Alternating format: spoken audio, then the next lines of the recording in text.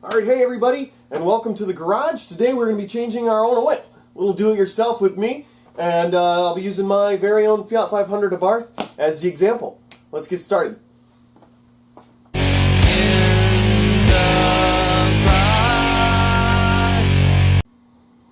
Okay guys, so here are the parts and tools we're going to need. Obviously we're going to need oil for our engine. We've got an oil filter here. And then a wrench. I believe it's 14mm. If it's not, I will have corrected myself by the time you're watching this. For the drain plug. Now, if you're doing a generic oil change, those are the three tools you are definitely going to need. Oh, and if I got one, let's see, this guy right here. One of these oil filter wrenches. You don't necessarily need them, but they're really good. They sell them like this, and they sell them in band wrenches, and they make your life super easy if you're doing a regular filter. We have a cartridge filter, and I'll get into that in a second. And then specifically for the Fiat 500 Abarth, you're going to need this little guy, 27mm socket. I don't think it necessarily needs to be deep well, it's just the one they had. A nice long extension. If you don't have a really long one, combine a couple. Make it work. A ratchet for that. And then a screw gun as well. Now for every oil change you will need an oil drain pan, a funnel, some rags, and something to soak up oil. As you see my cardboard here. And then something to jack the car up. I'm going to be using this little trolley jack so we can get up underneath the car. And that's going to be it. Oh, one last thing specific for the Fiat 500 Abarth. We are going to need another ratchet. And if it's there, it's not. It's I need a 10mm socket. It's gone. Aren't they always? There's one. And a 10mm socket to take off the skid plate underneath. So let's go ahead and get started. Okay guys, so first thing we're going to want to do here, our hood latch is right down here. Just want to pop that up. And then on our Fiat 500 Abarth, I know a lot of you guys are probably looking for this specifically, we're going to turn off that pesky oil light. So we put our key in our ignition here, and just 2 clicks to the on position, okay? It's going to do all that and make a lot of noise. And then we're going to click the gas pedal in 3 times. 1, 2, 3. The oil light turns off. As you saw, that was the triangle over there. And it went from, you know, change your oil to, hey, your door's open. And that's that. That is how you reset the oil light. And so that's all set and ready to go. Our hood is popped with our lever. Let's go under the hood. Okay, so once it's popped, just give it a little tug. Let's see if we can get down in here. Hopefully you can see that. There's a little lever right there, a little yellow one. To the side and up. Hood prop. These ones are funny on here because it's such a tiny little hood prop, but you know. Okay, and here we are. So, as you can see, there's not a whole lot of room to work in here, but engine oil is right here. It's got a nice little extended neck here. And quick tip for all you new timers, put your oil cap right there. You can't close your hood without your oil cap being on. Try and close your hood, it won't. And then you put the oil cap back on. So, that goes there. And right here, for Fiat 500 owners, this is your oil dipstick. This is how we're going to tell how much oil is in the car. It's right there next to the oil filter, so that's nice. The only thing that sucks is trying to get the actual oil filter, which means removing this piece right here, and we will be getting to that pretty soon. But first, I did set the e-brake. I was going to say make sure the e-brake's set. Okay, we are. Okay, we're going to go ahead and jack the car up as best we can. Now, whenever you're jacking a car up, it's always nice to put something behind the rear tire.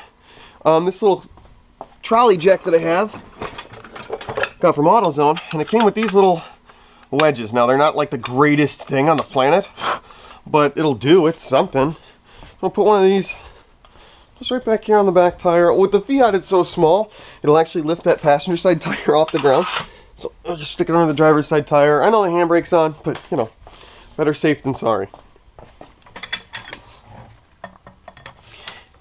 Guys, if this is your first time ever jacking a car, what you're going to want to look for is what's called a pinch weld. I can't really exactly show it to you until we get the car up, but it'll be right here, and you want to feel metal. You don't want to push on any kind of floor pan or anything like that. But this will go right onto this pinch weld, and it's just basically like a seam of metal. It's like a piece of metal like this. It's been pinched together and welded, called a pinch weld. Very good for jacking up cars. we're going to jack it up till we feel that our jack is on something. Okay, make sure we're on a piece of metal. We don't want to jack from the plastic or the floor pan. Something that's going to break, right?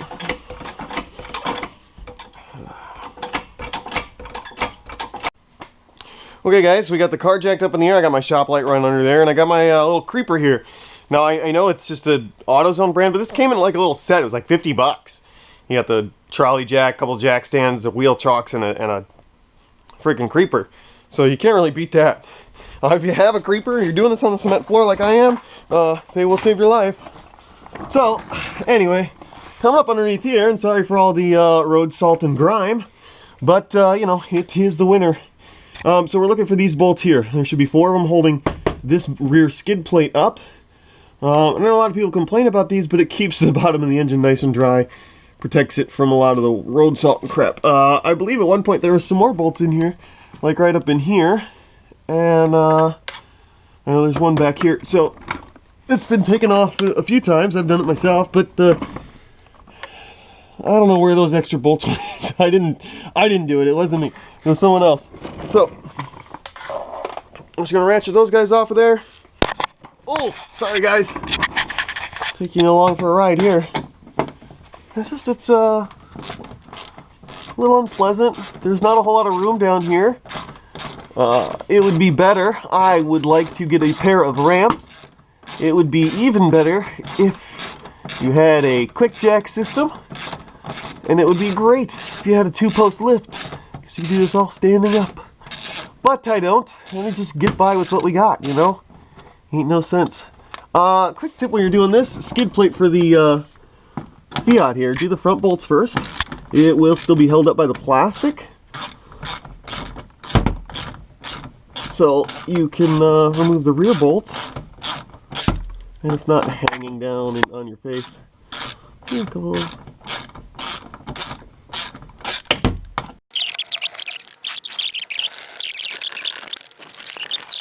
Now, it's off and it just kind of falls out of there. Bolts, always stand these up. You don't want to step on it and fall. All right. True life story. So there's our nasty skid plate all full of grease and grime thanks to the wonderful winter. Now we get to the fun meat and potatoes of doing your oil change. So our rags to the side here, we're going to need those shortly. Same with your funnel. Set that there.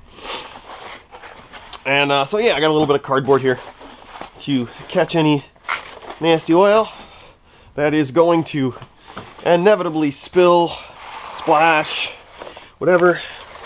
This really sucks to try and clean off the garage floor. Okay, so this is our oil pan here. Our drain plug's right back there. Like I said, I believe it's 14 millimeter. We will find out.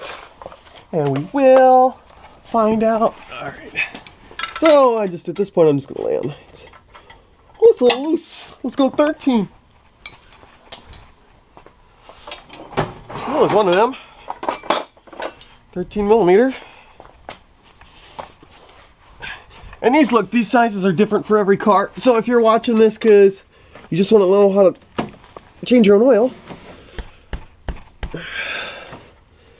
another way. Yeah, let me go left turn. All right. Yeah. Okay, this guy's on here good. Dude, that guy's on there freaking solid. Well, that's rather nice for you to come out of there. There it goes. See? It's a little persuasion. The old 2-wrench trick. Once this thing's broken loose, that's it. It's loose. You don't even need the wrench. What you do need is to make sure our cardboard is in a little bit better position to catch as much oil as possible. Sorry for the bumpy ride up top, guys. It is difficult, to say the least. So this is always nice, this little bar here. At least they were smart enough to put a hole in it, so when the oil does spill all over it, you don't have to clean it up too much. It drains right out. That's nice. Alright. A little bit of oil on your fingers. Your drain plug is out. And we just watch the oil drain. Hopefully you guys can see that. Okay guys, so while the oil drains on our Fiat here, we got to take this intake tube off to get down in here and get to our filter. So we're going to take it off from the turbo here, which is a pain in the butt, and from back here off the air filter, which isn't that big of a deal. We do have these two tubes here connecting, so we got a rubber line here and a plastic line. The plastic line's got this little push clip in, and you push it and it pops off. The rest of it has to be loose. So we're just going to take our screwdriver, zip that loose, a little wiggle, make sure it is in fact loose. I think I have to get, yeah, I'm going to get the old manual screwdriver out for that bad boy, because you know, we don't want to break any of these little fittings or plastic lines that they have in here. Well, this is all in like just a not very good angle. This is one of those things where people are like, oh, it's terrible. Look, living with a small car, yes, you wind up doing this kind of stuff. And that slides off just like that. Like I said, you just push that side in and it slides. This has to come loose a little bit first. This little rubber line just pops right off. It's not that big of a deal. Now we just gently rock it back and forth. See if our those clamps get any tighter. There we go. Pop right off of there. Off the front of the turbo now. There it goes. Just a little bit of persuasion, a little bit of wiggling. We just need this tube out of the way. Once it is out of the way, you're like, oh man, where is that oil filter? Okay, so that's your oil filter. Right down there. That is the plastic container that holds the little cartridge that we'll be working with. Okay guys, so now it's time to get that filter out of there. What you want to do is, we're going to stick our socket down on there. So that's 27 millimeter. And you'll see it's at kind of a weird angle. And you're like, why would you need an extension like that? It's because of the angle. So we're going to go through this little hole right here between the headlight and the body frame. And that gives just enough wiggle and play to get our socket on there. Nice and easy. Loosen her up. There we go. It's always tight. There's a nice rubber gasket on there. They always give you a nice replacement one.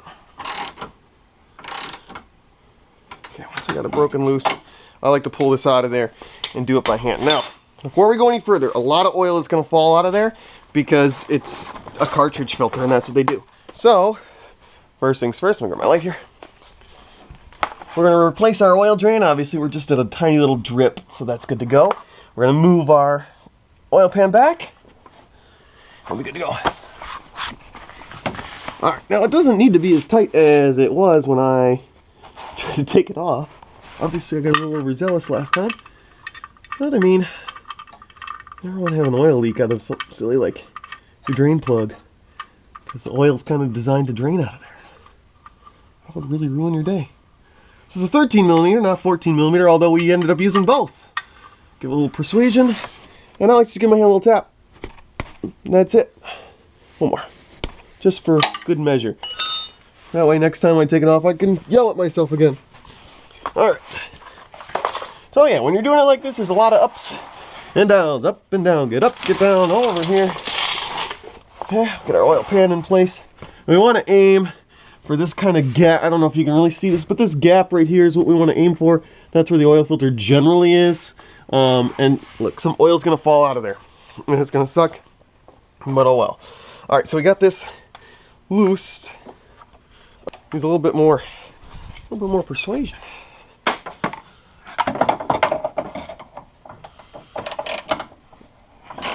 Look, I know this is a funny angle, so you don't have to like knock that all the way in. Just as long as it's enough grip, because you don't. It's plastic cartridge. You don't have to tighten it really tight. You don't want to tighten it really tight.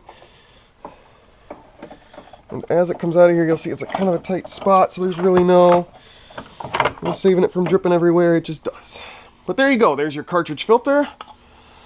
You got a rubber O-ring right there. Let's take dump this into the. There we go. Alright, where's our rag? Here we go. Okay. So, cartridge filter, guys. This is what a cartridge filter is. You literally just replace the cartridge, not the canister, which is what your old styles are. So this pulls out. I kind of did it while you guys weren't looking, but that just pulls out of there. We'll grab our flathead back. Where'd our flathead go? Here she is on top of the engine, right where they say don't leave tools. And okay, there is usually a gap in order to get your screwdriver in. But whatever. Just get the screwdriver in. Just gonna pull her up like a rubber band. Comes right out. It's okay if we break it, we got a new one. Now you'll see I have the Mopar cartridge oil filter here.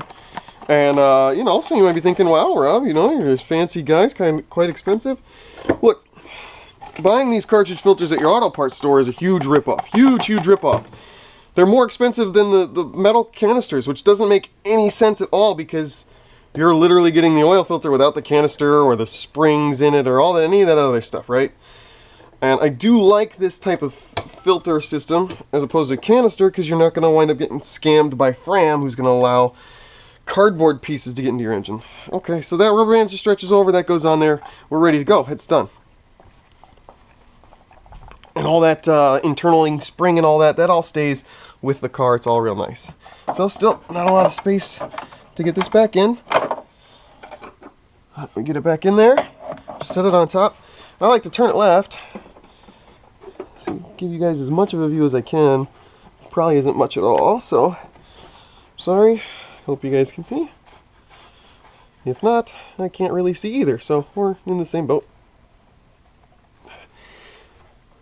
Okay, tighten it down by hand just like that. You can see she's in there. But like I said, I like to turn it left till I feel the thread click into place there. Same thing. Socket on first.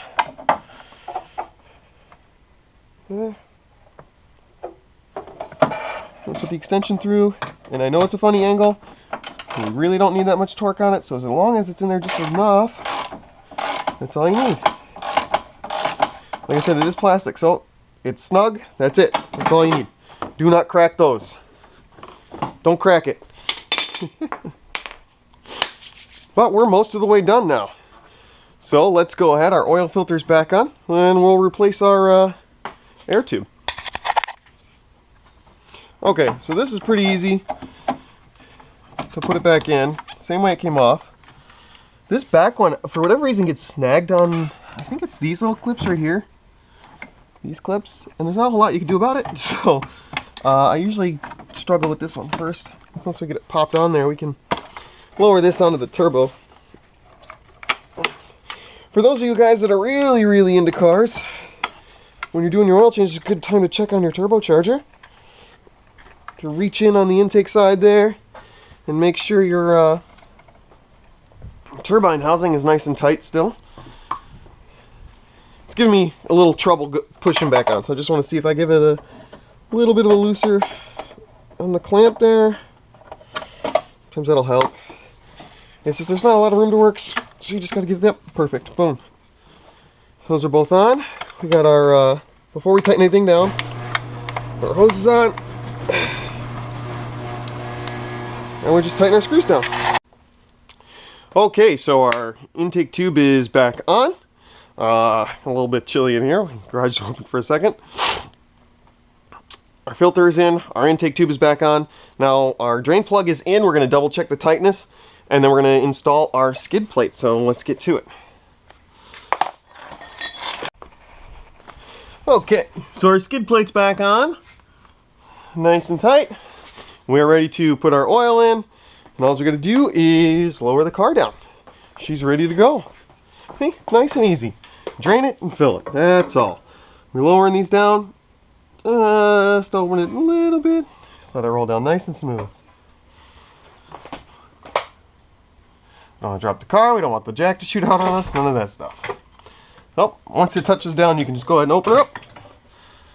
And wait for the jack to go all the way down. And we'll slide that underneath the DSM. Which, if you didn't check out the other day, we put hatch struts on this thing. and we got some more fun stuff coming up on it. So be sure to subscribe to the channel if you want to see some of that. I know I want to see some of that. I'm all about that.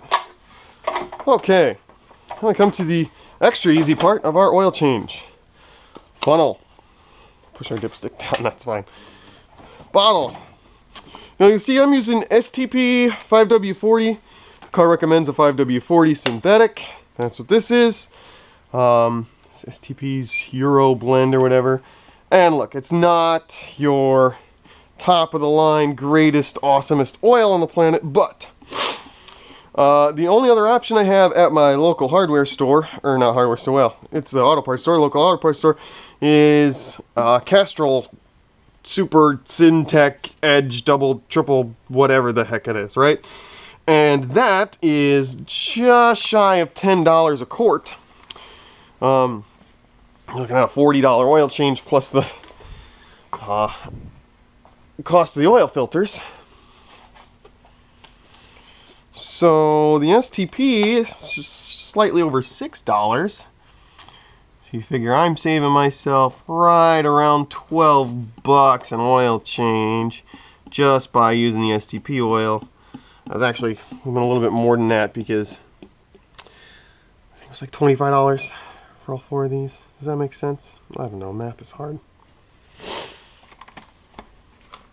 But these are almost always on sale. I wasn't even paying attention today. They were about $3 or $4 cheaper than Castrol. I used it once to see how it would go. Works great.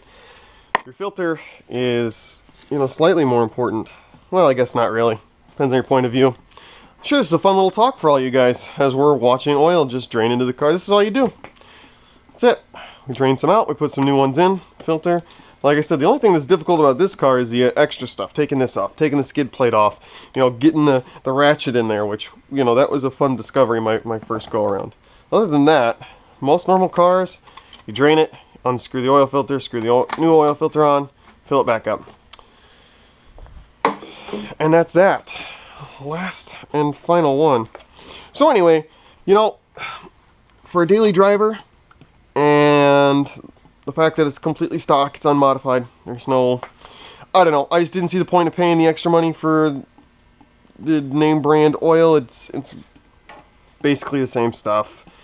I mean, yeah, if you really want to get into oil studies and all that, I know there's a lot of guys out there, so maybe you'll have a different opinion than me. The important part is that you put the right oil in, the right weight oil for your car, which will be recommended in your owner's manual. For me, it's 5W40. Most of you would be like 530 is pretty common.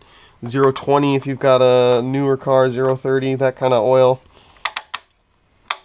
That clicks into place. And we are done with our oil change. The only thing left to do is start the car and check the dipstick.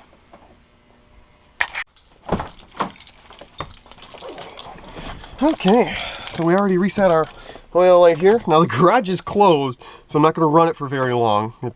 Barely at all. It's just going to rev up, rev down, shut it off. Okay? So don't be too concerned. Oh, gotta love that Abarth sound. Up. Down. Off. That's it. I didn't need to open the garage for that. If you think I did, leave a comment in the comment section down below about how my burns didn't dim. Okay, so we're going to go ahead and pull the dipstick. Always wipe it off the first time. Oops, sorry guys. Keep knocking you around up there. And there you go. See, we've got these little hash marks here. And you can see that the oil goes all the way up them. And on the back side there, it's right about there. It's perfect. Anything over halfway, you got full oil. So, it's good to go.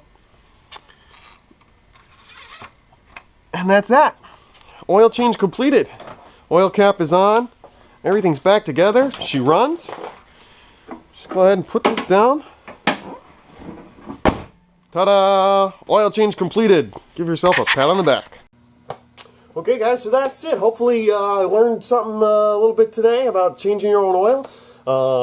Big thanks to my Fiat 500 Abarth for being a prime example, and for those of you who also own Abarths, thank you for joining me here today. Make sure you guys like and subscribe to the channel. Stay tuned. We've got more of this project coming up for you guys, and we've got some more Fiat 500 stuff coming up for you guys. And it's going to be a great time. So like, subscribe, leave me a comment in the comment section down below of stuff you'd like to see next. Also, head over to Facebook and Instagram and check out Alternating Outlaws. Until next time, guys, I'll be here in the garage.